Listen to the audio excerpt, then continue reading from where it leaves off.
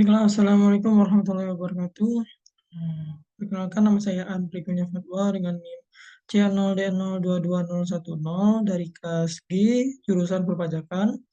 Dan di sini saya akan mempresentasikan hasil proyek saya, yaitu yang bermateri konsep aktiva tetap dalam akuntansi perpajakan.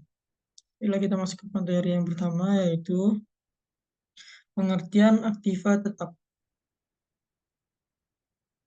Aktiva atau aset adalah harta yang menjadi salah satu sumber ekonomi perusahaan yang dipakai untuk aktivitas operasional perusahaan. Menurut standar akuntansi keuangan, dalam kerangka dasar penyusunan dan juga penyajian laporan keuangan, untuk bisa menghasilkan produk, maka peran aktiva ini sangatlah besar. Seperti misalnya lahan sebagai tempat untuk melakukan produksi, pembangunan yang digunakan untuk tempat pabrik ataupun kantor, mesin dan juga peralatan sebagai alat untuk berproduksi, dan lain sebagainya. Untuk memahami tentang aset tetap ini, terdapat beberapa pendapat yang dikemukakan oleh para ahli, di antaranya yaitu menurut pernyataan yang disampaikan oleh Standar Akuntansi Keuangan atau PSAK nomor 16 paragraf 5 menyebutkan bahwa aktiva tetap merupakan aktiva berwujud yang didapatkan dalam bentuk siap pakai atau dibangun terlebih dahulu, yang kemudian digunakan dalam operasi perusahaan, tidak dimaksudkan untuk dijual dalam rangka kegiatan normal perusahaan dan memiliki masa manfaat lebih dari 1 tahun. Dari penjelasan di atas, dapat kita simpulkan bahwa aktiva tetap adalah aktiva berwujud, mempunyai masa manfaat lebih dari 1 tahun, dipakai dalam kegiatan operasi perusahaan, dan tidak dimaksudkan untuk dijual lagi. Dan selanjutnya, jenis-jenis aktiva tetap.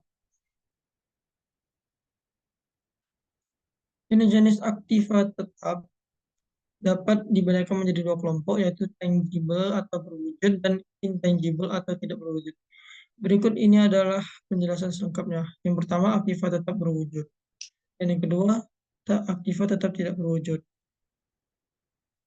Selanjutnya itu pengertian tentang aktiva tetap berwujud. Jenis aktiva yang satu ini mencakup aset-aset yang bisa mempunyai wujud nyata sehingga dapat dilihat, contohnya saja tanah, bangunan, mesin pabrik, dan juga peralatan. Masa penggunaan aktiva tetap berwujud, yaitu lebih dari satu periode akumulasi. Aktiva tetap berwujud dapat dibedakan menjadi dua kelompok, yaitu yang dapat mengalami depresiasi atau penyusutan dan yang tidak dapat mengalami depresiasi.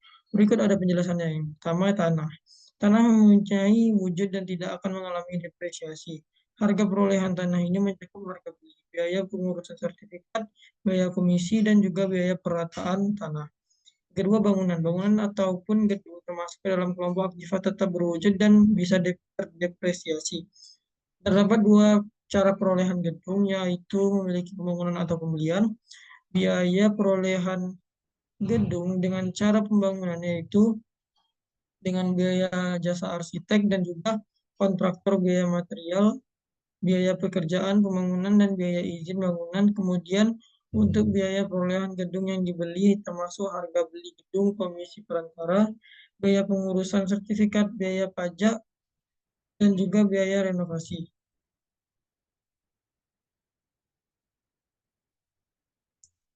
Dan yang ketiga yaitu mesin. Seperti yang kita ketahui bahwa mesin itu berwujud nyata dan bisa mengalami depresiasi. Harga perolehan mesin ini meliputi harga beli, biaya pengiriman, biaya instalasi, pajak pertambahan nilai, dan juga biaya asuransi. Selanjutnya, aktiva tidak berwujud. Aktiva tetap tidak berwujud. Aktiva tidak berwujud merupakan aset-aset perusahaan yang tidak dimiliki, yang tidak memiliki wujud nyata dengan masa manfaat yang yaitu lebih dari 1 tahun. Hak ataupun posisi yang menguntungkan untuk perusahaan dalam mendapatkan penghasilan terlihat dari kekayaan tersebut. Misalnya saja yang pertama, hak paten merupakan hak eksklusif yang berasal dari negara kepada penemu atas temuan dalam bidang teknologi untuk nantinya digunakan dalam produksi ataupun penjualan suatu produk pada periode tertentu, di mana hak paten ini memberikan perlindungan hukum pada pemilik hak tersebut dari kemungkinan peniruan ataupun pemalsuan produk oleh pihak lain. Hak paten dapat diperoleh dengan cara dibeli ataupun hasil pengembangan sendiri. Yang kedua, goodwill. Goodwill adalah selisih nilai dari biaya akuntansi ataupun perolehan suatu perusahaan dengan harga pasar yang wajar atau nilai dari buku perusahaan tersebut, di mana goodwill ini menjadi satu kesatuan dengan entitas perusahaan, sehingga tidak dapat diperjualbelikan secara terpisah. Atau adapun faktor pembentuk goodwill antara lain yaitu reputasi yang baik, identitas brand yang sudah terkenal, lokasi usaha yang strategis, kompetensi karyawan, dan juga teknologi yang digunakan. Selanjutnya yang ketiga, lisensi. Lisensi merupakan izin resmi yang diperoleh untuk melakukan, menggunakan, memproduksi, dan juga memiliki sesuatu. Di mana lisensi ini bisa berupa izin penggunaan merek dagang, hak atas kekayaan intelektual, dan juga izin penjualan produk ke luar negeri. Lisensi dapat diperoleh dengan cara membeli ataupun mengajukan permohonan resmi kepada pemerintah dengan atau tanpa biaya. Yang keempat dan yang terakhir, hak cipta. Hak cipta merupakan hak atas karya intelektual di bidang ilmu pengetahuan, seni, dan juga sastra yang khas dan diberikan berdasarkan ide, metode, prosedur, ataupun konsep yang sudah terwujud. Misalnya hak cipta atas program komputer, peta, buku, dan fotografi. Dan selanjutnya, karakteristik aktiva tetap. Sebagai salah satu aset atau kekayaan yang dimiliki oleh suatu perusahaan, aktiva tetap pastinya mempunyai karakteristik yang membedakannya dengan jenis aktiva lainnya. Menurut Agus Ismayana Hasanuddin, di dalam teori akuntansi, karakteristik aktiva tetap yaitu sebagai berikut. Yang pertama yaitu aktiva tetap didapatkan untuk kemudian digunakan dalam operasi dan tidak untuk dijual kembali.